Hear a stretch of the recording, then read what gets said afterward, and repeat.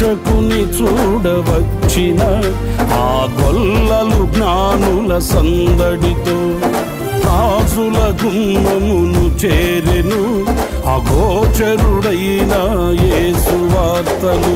సింహ స్వప్నమై నిలిచెనుగా, సింహాసనములు వదిరెనుగా, శిరము వంచి శ్రీమంతునికి సాటి లేరని కొలిచిరిగా. శిరము వంచి శ్రీమంతునికి సాటి లేరని కొలిచిరిగా. స్తుతియు మహిమ ప్రభావము ఎల్లవేళల ప్రభుకే చెందును. స్తుతియు మహిమ ప్రభావము ఎల్లవేళల ప్రభుకే చెందును. రక్షకుని జన్మస్థలమా యూదయ బెత్లెహేమ